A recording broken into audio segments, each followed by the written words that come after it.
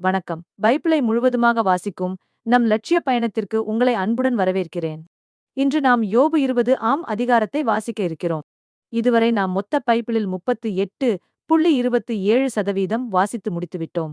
இன்னும் சில அதிகாரங்களை முடித்தால் நம் பயணம் வெற்றிகரமாகும். இன்றைய வாசிப்பின் மூலம் அந்த இலக்கை இன்னும் முன்னோக்கி நகர்த்துவோம். வாங்க தொடங்குவோம். நீதிக்கு விதிவிலக்கு இல்லை.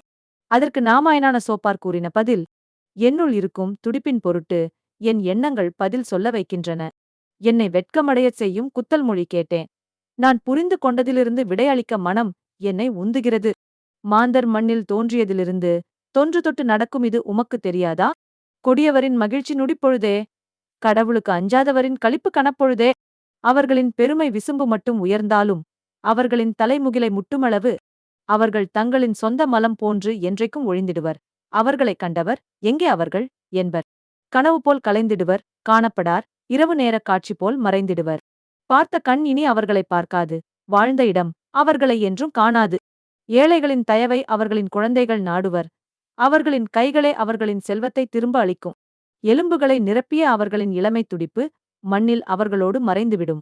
தீங்கு அவர்களின் வாய் இனிப்பாய், நாவின் அடியில் அதை அவர்கள் மறைத்து வைப்பினும், இழந்து போகாமல் அதை அவர்கள் இருத்தி வைத்தாலும், அன்னத்தின் நடுவே அதை அடைத்து வைத்தாலும், வயிற்றிலே அவர்களின் உணவு மாற்றமடைந்து விரியன் பாம்பின் நஞ்சாகிவிடுமே. செல்வத்தை விழுங்கினர், அதை அவர்களை கக்குவர். இறைவன் அவர்களின் வயிற்றிலிருந்து அதை வெளியேற்றுவார். விரியன் பாம்பின் நஞ்சை அவர்கள் உறிஞ்சுவர். கட்டு விரியனின் நாக்கு அவர்களை கொன்று போடும். ஒலிவ எண்ணெய் கால்வாய்களிலும் தேன் வெண்ணெய் ஆறுகளிலும் அவர்கள் இன்பம் காணார். தங்களின் உழைப்பின் பயனை அவர்கள் திரும்ப அளிப்பர். அதை அவர்கள் உண்ணமாட்டார். வணிகத்தின் வருவாயை இன்புறார். ஏனெனில் அவர்கள் ஏழைகளை ஒடுக்கி இல்லாதவராக்கினர். தாங்கள் கட்டாத வீட்டை அவர்கள் அபகரித்துக் கொண்டனர். அவர்களின் ஆசைக்கோர் அளவே இல்லை. ஆதலால் அவர்கள் இச்சித்த செல்வத்தில் மிச்சத்தைக் காணார். அவர்கள் தின்றபின் எஞ்சியது எதுவும் இல்லை. எனவே அவர்களது செழுமை நின்று நிலைக்காது. நிறைந்த செல்வத்திடை நெருக்கடி ஏற்படும். அவலத்தின் பழுவெல்லாம் அவர்கள் மேல் விழும்.